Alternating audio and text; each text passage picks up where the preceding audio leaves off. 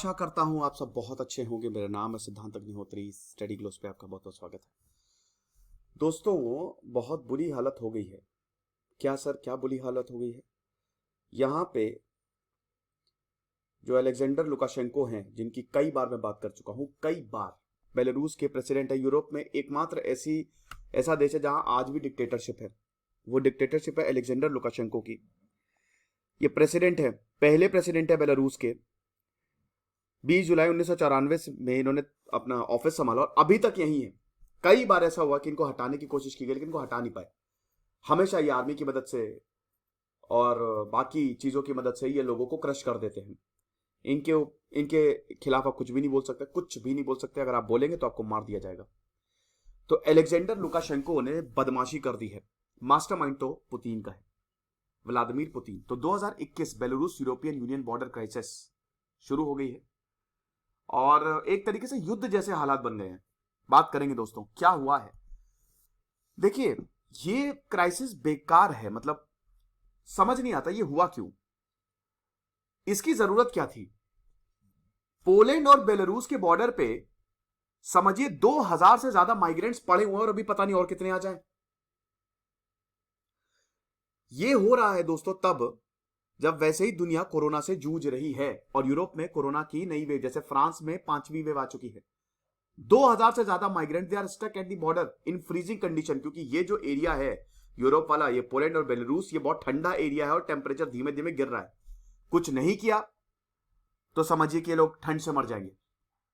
अब ये आना चाह रहा है पोलैंड में और बेलारूस बॉर्डर पे डटे हुए हैं। इससे पहले हम आगे बढ़े दोस्तों, मेरा नया चैनल है, व्लॉगिंग चैनल सिद्धांत अग्निहोत्री के नाम से। आप इसको जरूर सब्सक्राइब करें।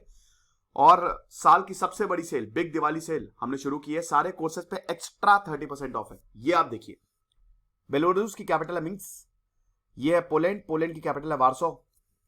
वर्ल्ड वॉर 2 सबसे पहले पोलैंड में ही शुरू हुआ था। जैसे ही पोलैंड में 50% से ज्यादा यहूदी रहते थे, तो जैसे ही हिटलर ने सितंबर में पोलैंड को इन्वेड किया 1939, वर्ल्ड वॉर 2 की शुरुआत हो गई थी। तो पोलैंड बहुत ही इंपॉर्टेंट रहा है। ठीक है, पोलैंड, ये सब देखिए, बेलारूस, पोलैंड, सब सोवियत के पास ही था। ये सब 1991 में जो सोवियत का डिसइंटीग्रेशन होता, सब 15 देशों में डिवाइड हो गए। अब देखिए, बेलारूस की अगर बात करें तो पूरे यूरोप में सिर्फ बेलारूस एक ऐसा देश है जहां पे आज भी डिक्टेटरशिप है।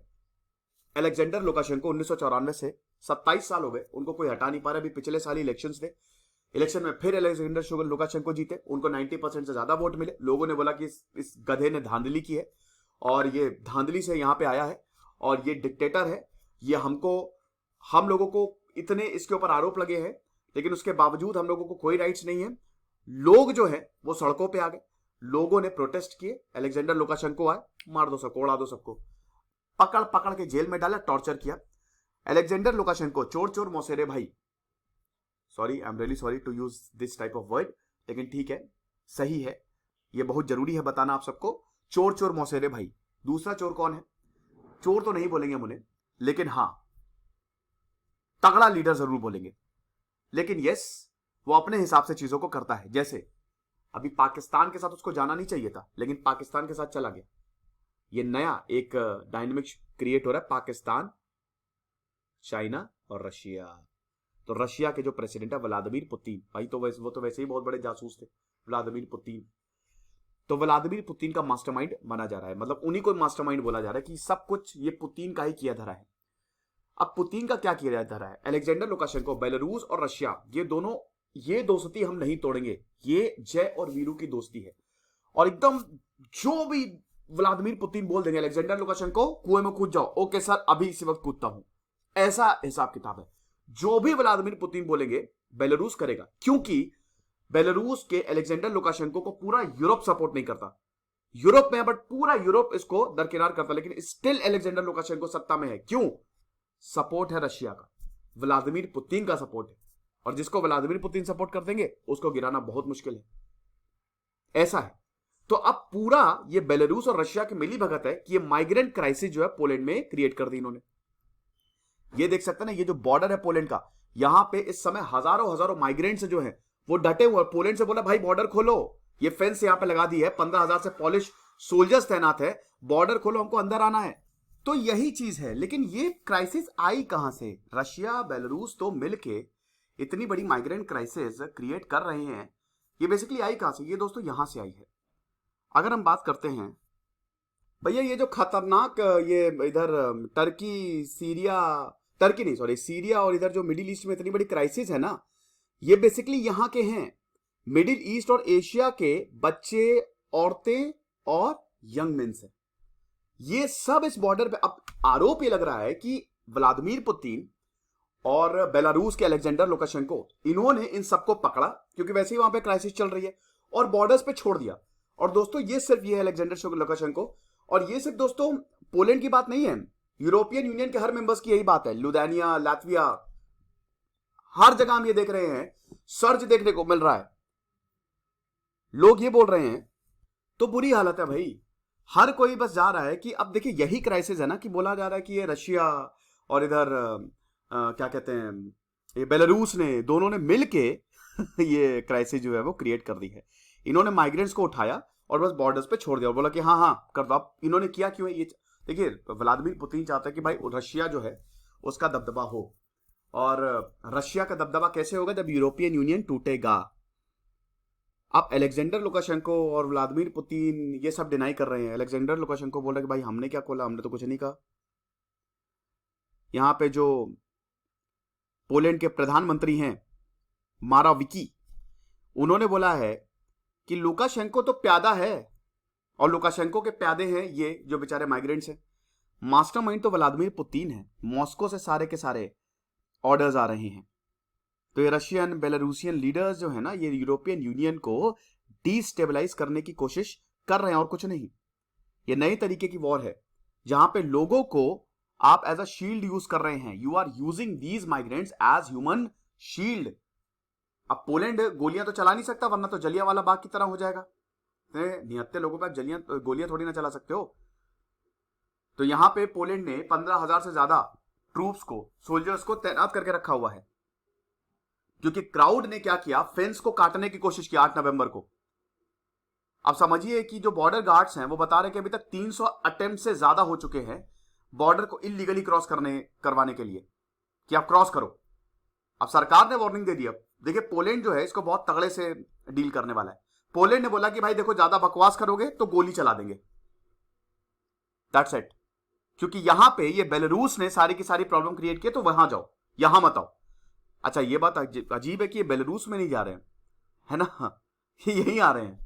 बेलारूस में ही रुक जाओ, इनको पता है वहां पे डिक्टेटर वो कुछ भी कर सकता है, ये चीज है। तो यहां पे सबने यही बोला है कि भाई सैंक्शंस लगाओ इस पे, बस।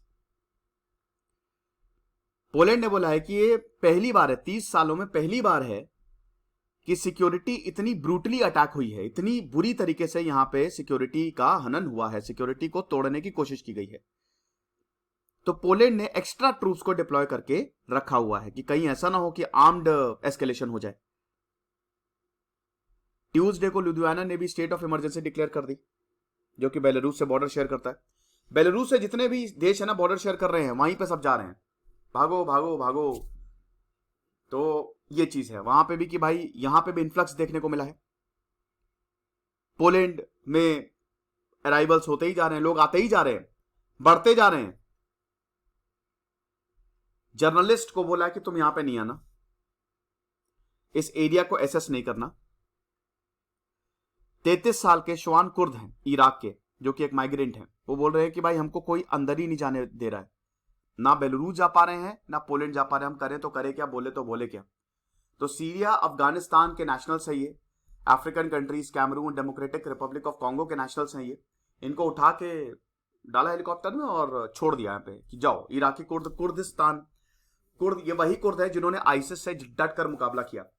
यहूदियों को तो अपनी जमीन मिल गई, लेकिन इन कुर्दों को अभी तक अपनी जमीन नहीं मिली। ये कुर्दिस्तान की बात कर रहे हैं, इसमें टर्की का एक बड़ा एरिया है और इराक का एक बहुत बड़ा एरिया है।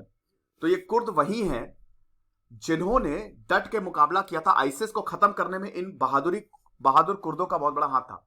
लेकिन अमेरिका इनको ट्रेनिंग वेनिंग देता था। अब पिछले साल भाई डोनाल्ड ट्रंप जब थे तो उन्होंने हाथ खींच लिया कि भाड़ में जाए, अब हम इनको कोई ट्रेनिंग नहीं देंगे। और फिर टर्की ने बोला, क्योंकि टर्की और कुर्दों की बिल्कुल बनती नहीं है, बोला कि अब तुमको खत्म करते हैं। तो बेचारे कुर्द ना इधर के रहे ना उधर के रहे, ये चीज है। तो अब ये तो ह्यूमन स्मगलिंग हो रही है। सबने वही बोला है कि ऐसा तो चलेगा नहीं। लुधियाना ने भी अपने ट्रूप्स को बॉर्डर पे तैनात कर दिया है कि अगर कुछ भी होता है तो हमको हर एक चीज के लिए तैयार रहना है।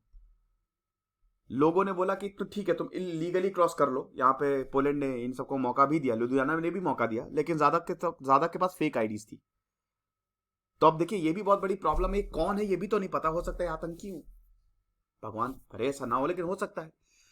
वैसे इसकी पॉसिबिलिटी बहुत कम है, लेकिन कुछ हो सकते हैं ना। चलो मैं मान रहा हूं कि 100 में से 90 लोग नहीं होंगे, लेकिन 10 लोग हुए तो क्या करोगे आप। और आपको पता है कि यूरोप में आतंकी गतिविधियां अभी हाल फिलहाल में काफी ज्यादा बढ़ी है। यूरोप में वैसे ही हो रहा है ना कि भाई हम इन लोगों को अंदर आने नहीं देंगे। और यूरोप में के लोगों ने धमकी दी हुई है कि भाई देखो, अगर ऐसा करोगे तुम तो हम जाके क्योंकि यूरोप में जो वोट मिलता है वो सेंट्रिस्ट पार्टीज को ज्यादा मिलता है, जो लिबरल्स होती हैं। अब यहां पे बोला है कि तुम इन रिफ्यूजीज से डील नहीं कर पाए। जब से अरब स्प्रिंग हुआ तब से रिफ्यूजीज का इन्फ्लक्स बढ़ा है, तो हम इन राइट विंग्स को वोट देना शुरू कर देंगे, जो मार मार के भगा देंगे सबको। तो ये चीज है। बेलारूस का क्या कहना है? बेलारूस का ये बोलना है कि देखिए हमने कुछ नहीं कहा, हाँ ना ही हमने कुछ किया।